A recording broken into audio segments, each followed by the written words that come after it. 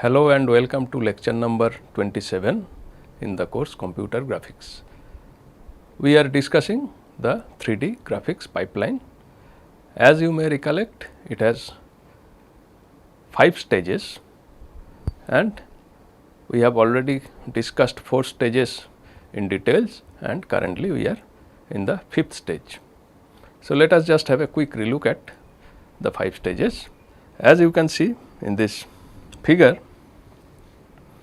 we have already discussed first stage in details, object representation, then second stage modeling transformation, third stage lighting or assigning color, fourth stage viewing pipeline, and currently we are at the 5th stage, scan conversion or rendering. Now, in scan conversion what we do? We essentially try to map description of an image given in the device coordinate system to a description on the pixel grid, that means set of pixels. So, in the earlier lectures we have covered the methods that are followed for such mapping for point, line and circle, and we have seen how we can improve efficiency of these methods by introducing better approaches such as the Bressenham's line drawing algorithm used for line scan conversion, midpoint algorithm for circle scan conversion and so on. Today we are going to discuss another scan conversion technique related to fill areas. Along with that, we will also discuss how we display characters, that means the letters, numbers, etc. on the screen. We will try to get a broad idea on character rendering. Let us start with fill area rendering. So, first let us try to understand what is a fill area. What we have discussed so far? How to determine pixels that define a line or a circle boundary. Sometimes that may not be the case. Sometimes we may know pixels that are part of a region and we may want to apply a specific color to that whole region. So, earlier what we did? We determined pixels that are part of a single line or the circle boundary, but sometimes there may be situations where we may go for assigning colors to a region rather than a line or a boundary. Now, that is the same as saying that we want to fill a region with a specified color. So, that is fill area rendering, one of the topics of our discussion today. So, when we are talking about fill area rendering, we are referring to a region and our objective is to fill that entire region, that means the pixels that are part of that region with a specified color. This is in contrast to what we have learned earlier, where our objective was to find out pixels and of course assign colors to them which are part of a line or the boundary of a circle. Let us try to understand this concept with an example. Consider an interactive painting system. So, in that system what we do? We may try to draw any arbitrary shape and then we may wish to assign some colors to that shape, that means assign colors inside the boundary of that shape. Also we may want to change the color. So, first thing is we may want to color it, color that arbitrary shape that we have drawn. Now, when we say we are trying to color some shape, that means we want to color the boundary as well as the interior. We may also want to change color, and that too interactively. That means select some color from the menu, click in the interior of the shape to indicate that the new color to be applied to that shape. If you have used some interactive painting system, then you may be already familiar with these things. For example, suppose this is our canvas, and here we have drawn a shape something like this. Then there may be a menu of color or say color palette. So, we may choose this menu, say for example, this color, click our mouse pointer or touch some point inside this shape, and then this entire color is applied in the interior of this shape. So, that is interactive coloring of a shape. And here, as you can see, we are concerned about coloring a region rather than only the boundary, unlike what we did when we were trying to determine pixels as well as their colors for lines or circle boundaries. The question is how we can perform such coloring or region filling. Now, that depends on how the regions are defined. So, there can be different ways to define a region, and depending on that definition, we can have region filling approaches. Broadly, there are two definitions of a region. One is pixel level definition, one is geometric definition. In case of a pixel level definition, we define a region in terms of pixels. That means, we may define the region in terms of boundary pixels, or we may define the region in terms of pixels within a boundary. In the first case, when we are defining a region in terms of boundary pixels or the set of pixels that define the boundary, such definition is called boundary defined. In the other case, we do not explicitly define a boundary, but a set of pixels that defines the whole region.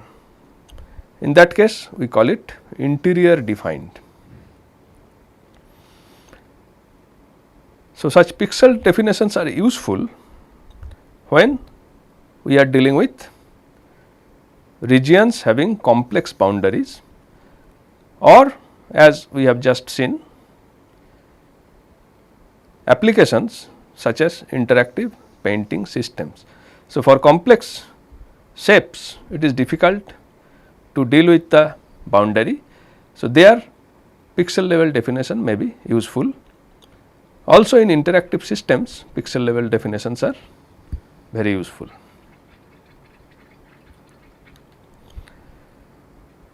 The other type of field area definition is geometric definition. Here, we define a region in terms of the geometric primitives such as edges and vertices. This we have already seen before during our object representation techniques. Now, this particular approach is primarily meant for polygonal regions, and these definitions are commonly used in general graphics packages, which we have already mentioned earlier. So, essentially geometric definitions means defining a region in terms of geometric primitives such as edges, vertices. If you may recollect, we have discussed such things during our discussion on object representation, where we used vertex list, edge list to define objects or regions. And when we are dealing with geometric definitions, they are primarily meant to define regions that are polygonal in shape. Now, with this knowledge of two broad definitions of regions, let us try to understand the different region filling scan conversion algorithms. We will start with one simple approach, that is called seed fill algorithm. So, what it does, let us try to understand. So, the idea is very simple for a seed fill algorithm. We start with one interior pixel and color the region progressively. That is the simple idea. Clearly, here we are assuming a pixel level definition, particularly a boundary definition of a region, where the boundary pixels are specified. And we also assume that we know at least one interior pixel. Now, that pixel is called the seed pixel, and if we know the boundary pixels, we can decide on any seed pixel. It is easy. Because we are dealing with a seed pixel, so the algorithm is named seed fill algorithm. So, we have a seed pixel and we have boundary definitions of the region in terms of pixels. Next, in this algorithm, it is also assumed that interior pixels are connected to other pixels in either of the two ways. Either they can be connected to 4 pixels, which is called 4 connected, or they can be connected to 8 pixels, which is called 8 connected. Now, these are the neighboring pixels. For example, suppose this is a seed pixel and there are pixels around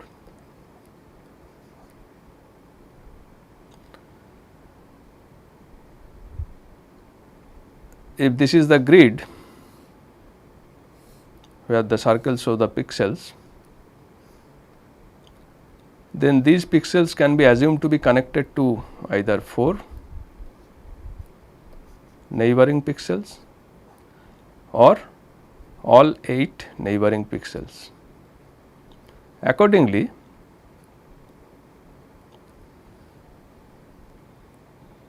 the nature of connection is called 4 connected or 8 connected. So, when we are talking of 4 connected, we essentially assume that, let us redraw the figure again. Suppose these are the pixels, these intersection points of the grid. This is one pixel. Now, in case of 4 connected, the 4 neighboring pixels are defined as top, bottom, left and right. That means, this is the top, this is bottom, this is right and this is left. Whereas, when we are dealing with 8 connected pixels,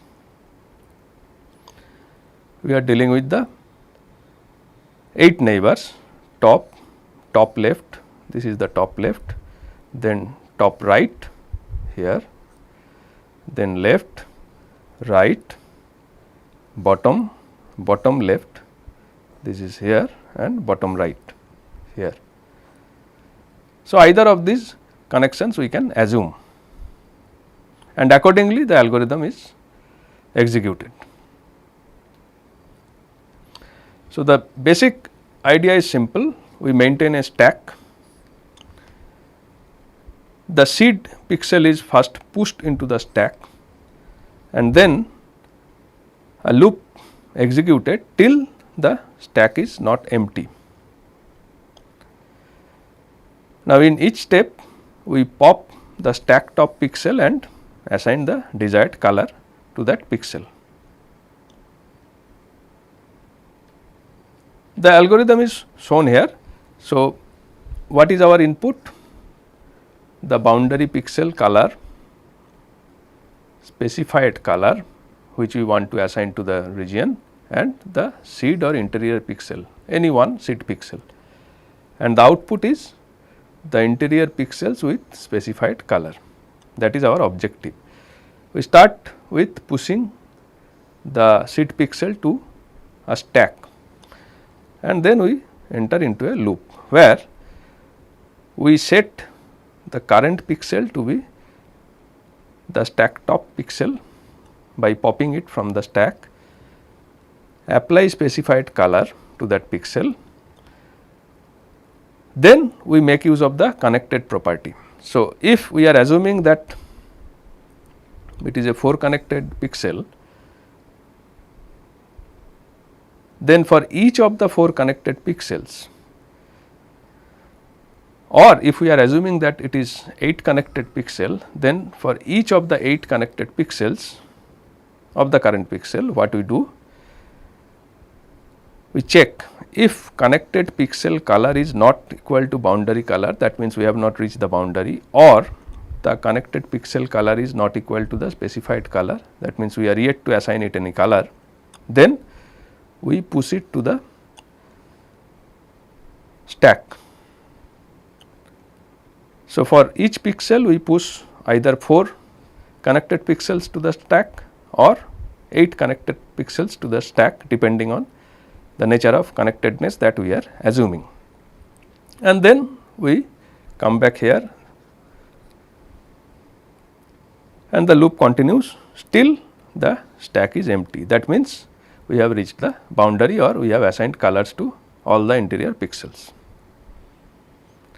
That is the simple idea of the seed fill algorithm. Next, we will discuss another approach which is called flat fill. The idea is almost similar with some minor variations. Let us see how it works. Now, in case of flat fill algorithm, we assume a different definition, which is an interior definition. That means the interior pixels are known.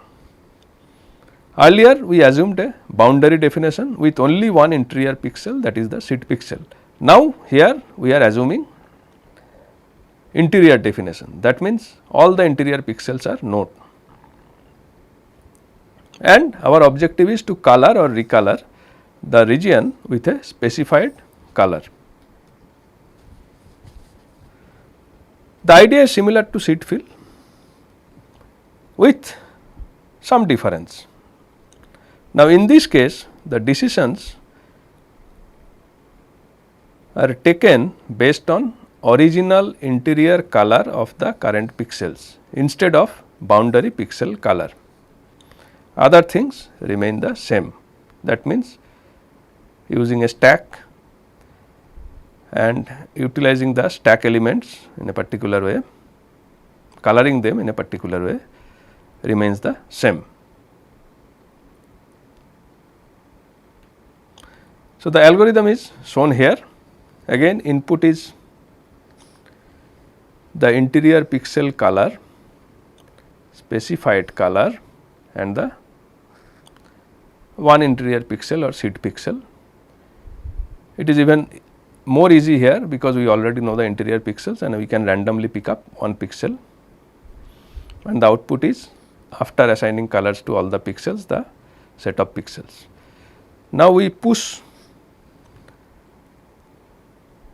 the seed pixels to stack, and as before we enter a loop. First we pop the stack and set it to the current pixel, apply specified color, then assuming connectedness as we did before, we deal with either 4 or 8 connected pixels, and for each pixel we do the check. Now, here the check is slightly different as compared to what we did earlier. Here we check if the color of the connected pixel is the interior color. Only in that case we push the connected pixel,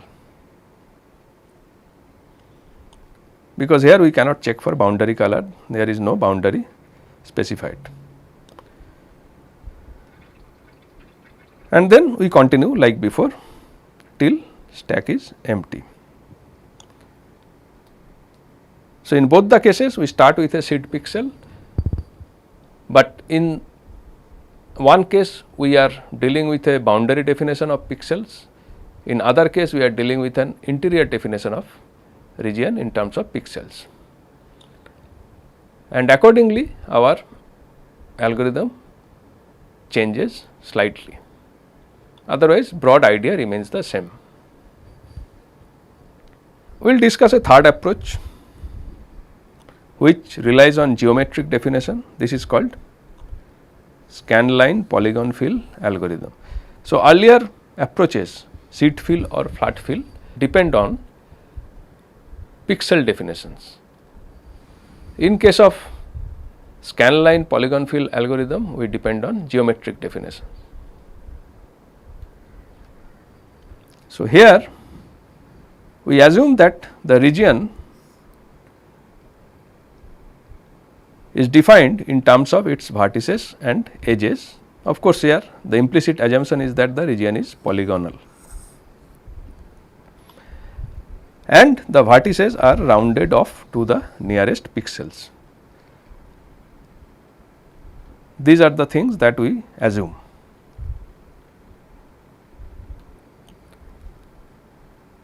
We will first discuss the algorithm and then try to understand it in terms of an illustrative example. So, here the input is set of vertices and the output is the pixels, interior pixels with specified color. From the vertices, what we do is determine the maximum, the minimum scan lines. That means the maximum and minimum y values for the polygon. So, for example, here suppose this is our pixel grid and we have shape like this. So, we need to know the minimum y, which is here y min, and maximum y, which says here y max. So, this maximum and minimum first we determine, then we start from the minimum scan line, that is the lowermost one here, and then we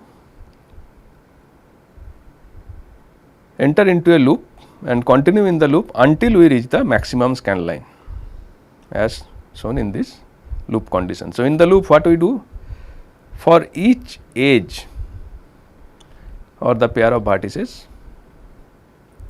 of the polygon, we go for a check. If the scan line is within a certain range defined by the y coordinates of the edge, then we determine the edge scan line intersection point.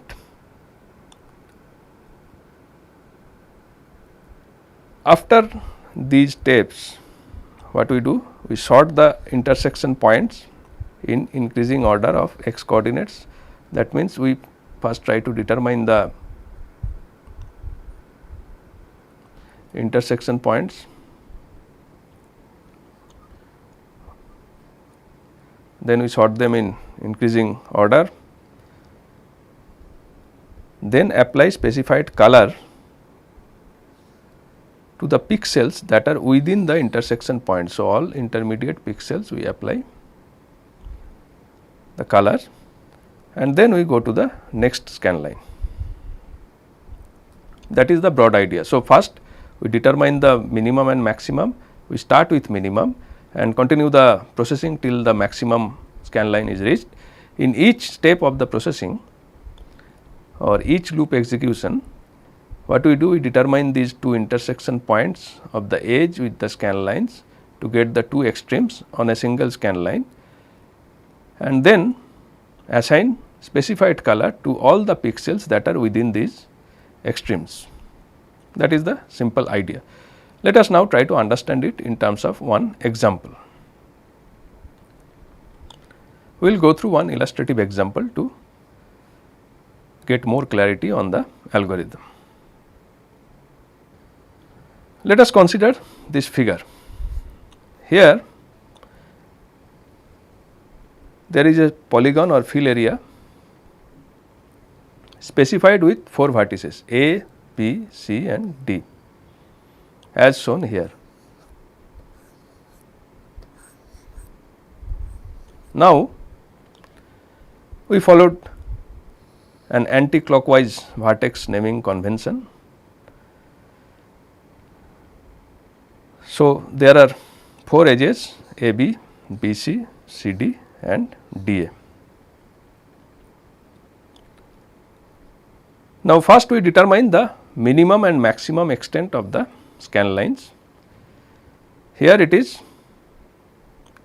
1 is the minimum as you can see here and 6 is the maximum scan line. This we determine as the first step. Then we start the loop. So, we start from 1 and continue till 6, and in each execution of the loop we process one scan line. So, when we are starting with 1, so our objective is to determine the intersection points of the scan line y equal to 1 with all 4 edges in the inner loop of the algorithm, that is lines 6 to 10.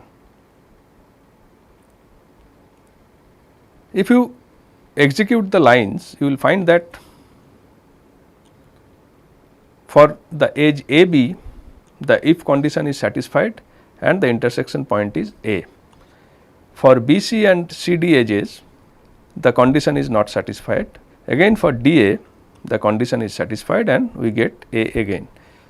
So, the intersection point is only A. Since it is already a vertex,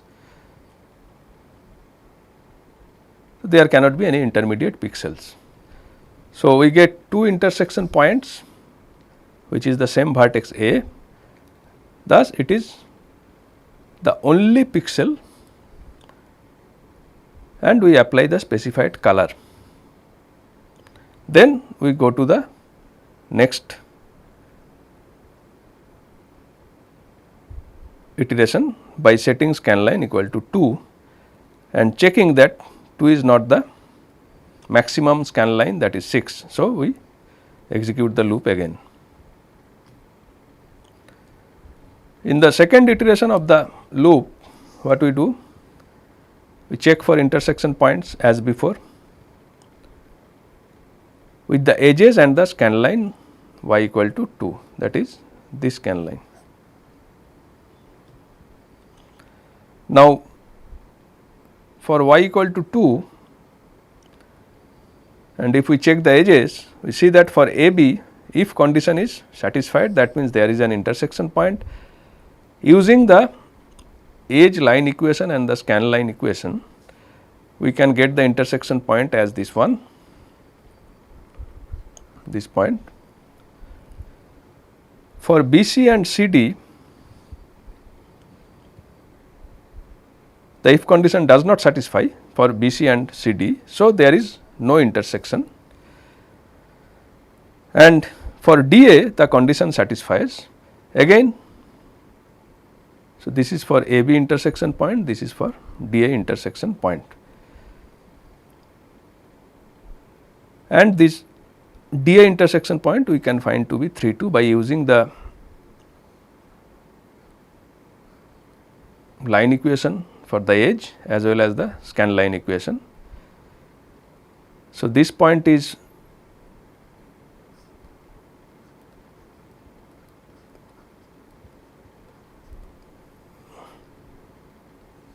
one intersection point, this point is another intersection point.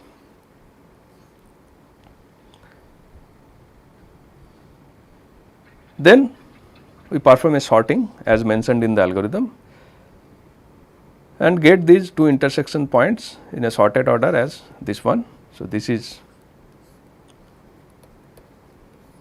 one intersection point and this is the other intersection point.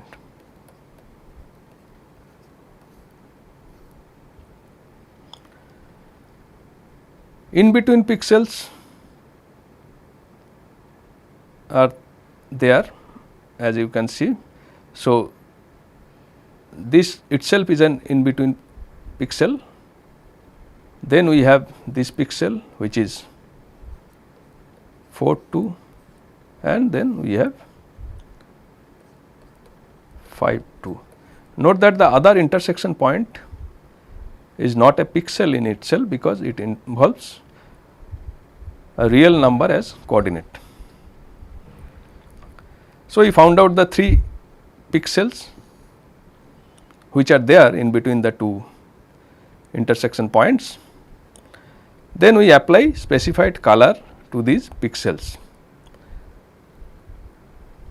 Then we reset the scan line to 3 and check whether 3 is the maximum scan line. It is not, so we re-enter the loop again.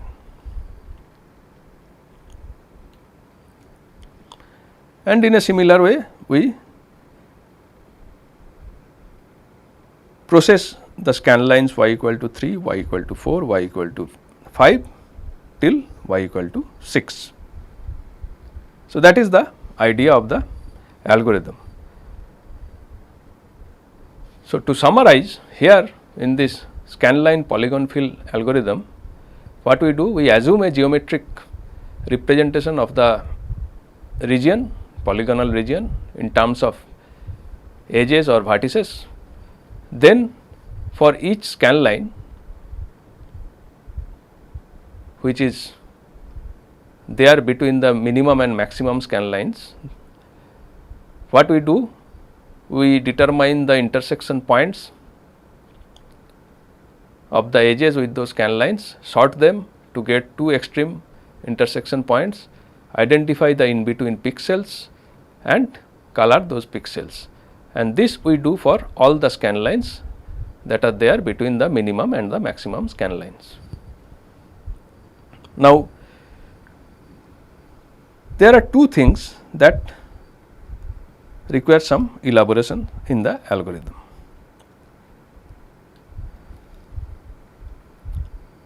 First is, how do we determine the edge scan line intersection point?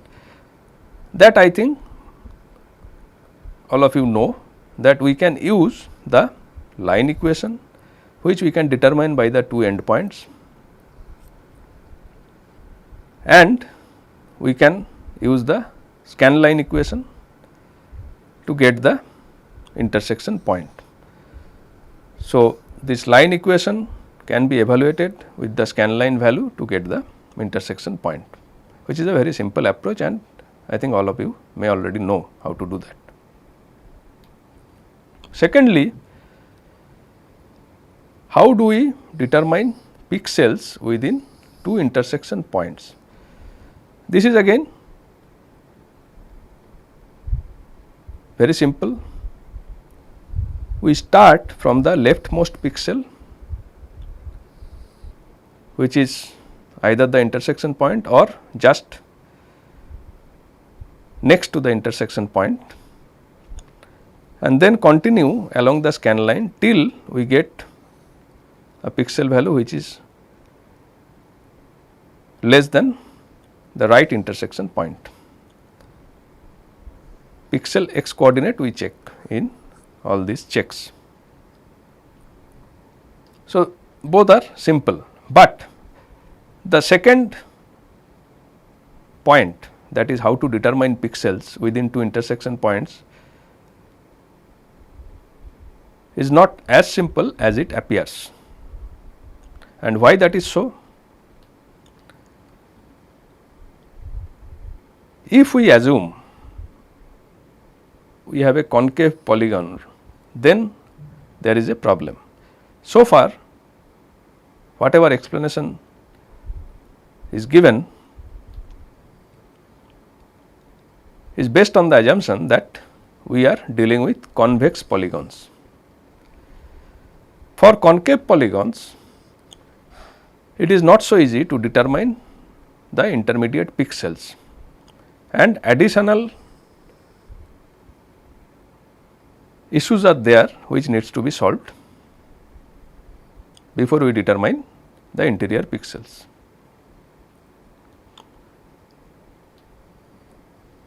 Let us take an example. Here in this figure, as you can see, this is a concave polygon. So, when we are dealing with these two extreme intersection points,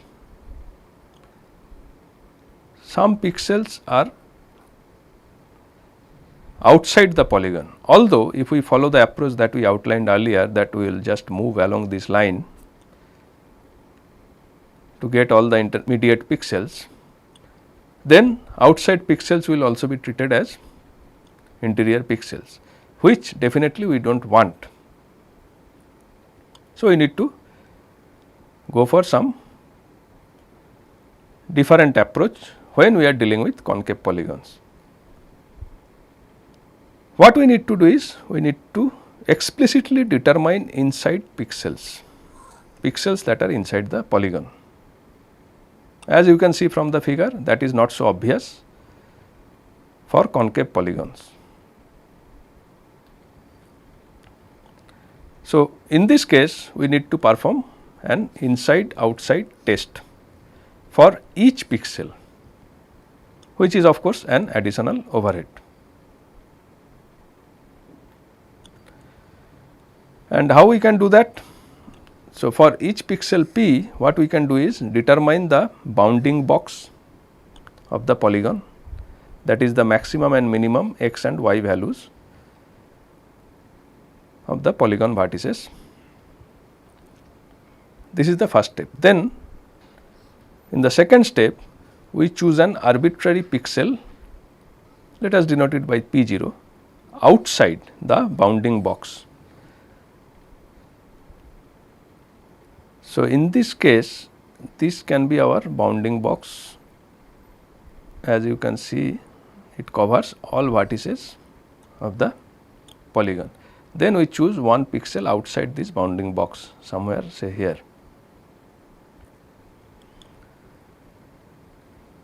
That means choose a point xy which is outside the mean and max range of the polygon coordinates. In the third stage, we create a line by joining p and p0. So, we create a line between the pixel that is inside, that is our pixel of concern, and the point that is outside the bounding box. In the final stage, we go for some checks. If the line intersects the polygon edges even number of times, then p is outside, otherwise it is inside. So, as you can see, suppose we have a pixel here and these two pixels, if we join, it intersects one time, that is odd number of times. So, this pixel is inside, whereas if we are dealing with a pixel here and we are joining this. So, as you can see here, intersection is twice, that is even number of times. So, this pixel is outside. Similarly, these pixels, if we join these two lines, we see that it does not intersect the polygon edges. So, that is 0. So, in that case also it is outside. But of course, all these checks takes time. So, it is an additional overhead when we are dealing with concave polygons. Otherwise, scanline polygon fill algorithm for convex polygons is quite simple. So, we have discussed different region fill algorithms both for pixel level definitions as well as geometric definitions. For pixel level definitions, we learned about seed fill algorithm and flood fill algorithm. Both are similar with minor variation. For geometric definitions, we learned about scanline polygon fill algorithm. This algorithm is quite simple and straightforward when we are dealing with convex polygon, but requires additional checks when we are dealing with concave polygons. Now, let us try to understand how characters are displayed on the computer screen. So, how do we render characters? Here character means alphanumeric characters. Now, character rendering is, of course, as we all know, is an important issue. For example, consider this slide. Here we see lots of alphanumeric characters displayed. So, clearly it is an important issue, and this is the building blocks of any textual content. So, any application that deals with displaying texts must have support for character rendering. And how it is done? As we all know, when we are dealing with some text processing application, typically large amount of text needs to be displayed in short time span. For example, if we consider scrolling, now with each scroll action, the whole set of characters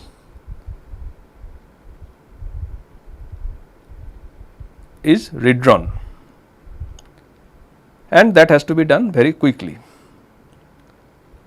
So, efficient rendering of characters is a very important issue in computer graphics.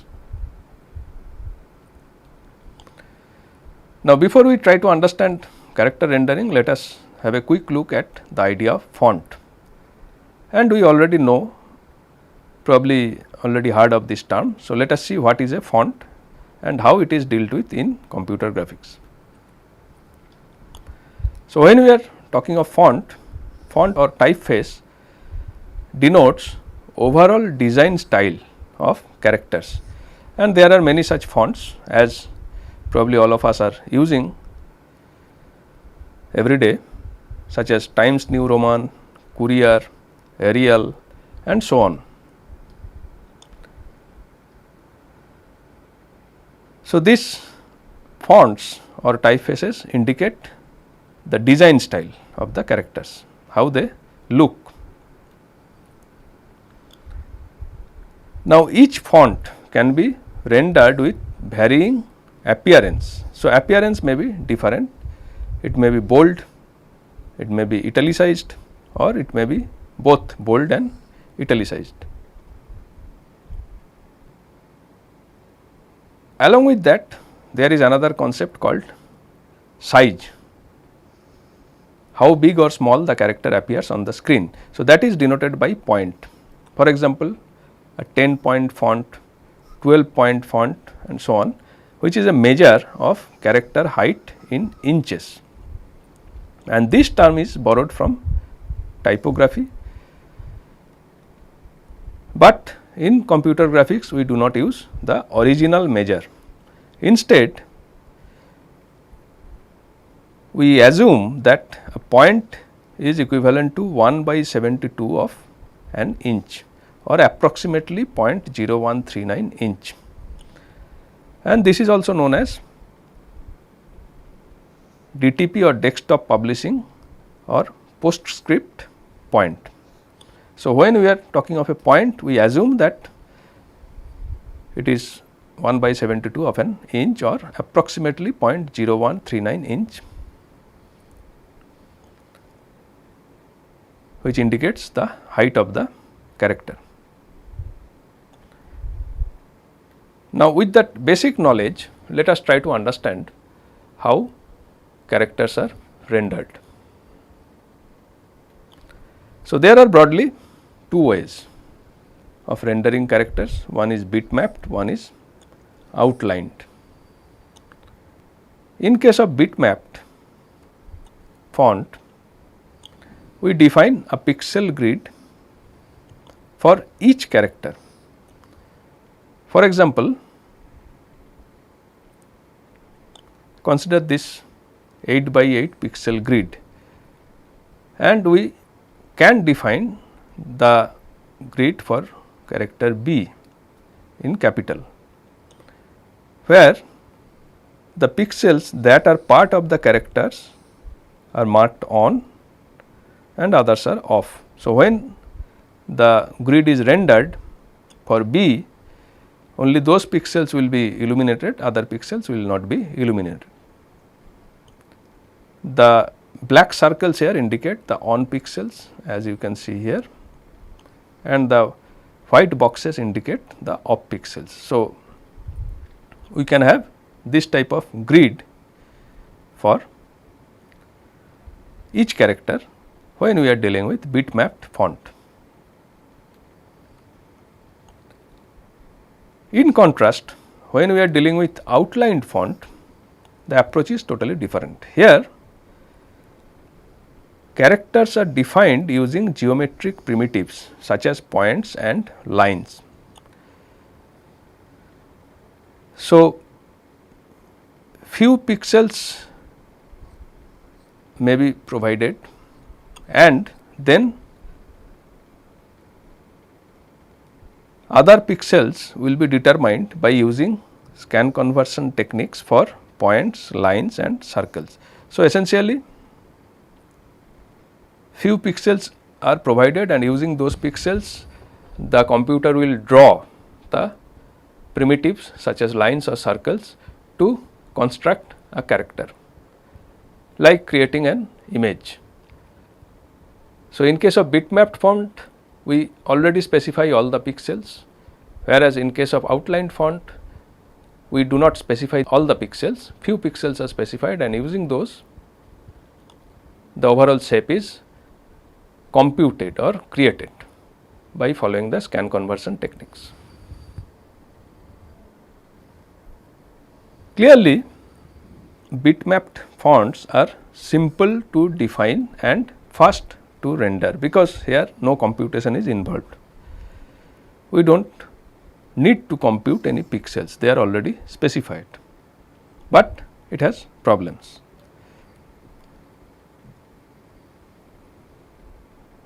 Obviously, it will require additional storage, large amount of storage, because for each character we are storing a pixel grid information, and then if we want to resize or reshape to generate different stylish effect of the font, then that is not easily possible with bitmap definitions, and the resulting font may appear to be bad. The third concern is the font size depends on screen resolution, because we are fixing the pixel grid. So, if the resolution changes, then the rendering may not look good. For example, suppose we have defined a 12 pixel high bitmap, it will produce a 12 point character in a 72 pixels per inch resolution. Now, if we change the resolution to 96 pixels per inch, then the same bitmap will produce 9 point character, which we may not want. So, depending on resolution, the outcome may change. On the other hand, outline fonts compute the intermediate pixels, they do not store everything. So, it requires less storage, it can perform geometric transformations with satisfactory effect to reshape and or resize. So, the distortion will be less and it is not resolution dependent, but on the other hand, rendering such fonts is slow, which is quite obvious because computations are involved. We need to create the shape, we need to scan convert the shape before rendering. So, due to such computations, rendering is slower compared to bitmap fonts.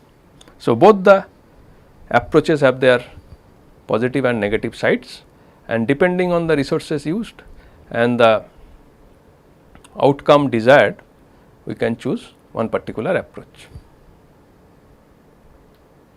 Whatever I have discussed today can be found in this book. You may go through chapter 9, section 9.3 and 9.4 for more details on the topics that we have covered today.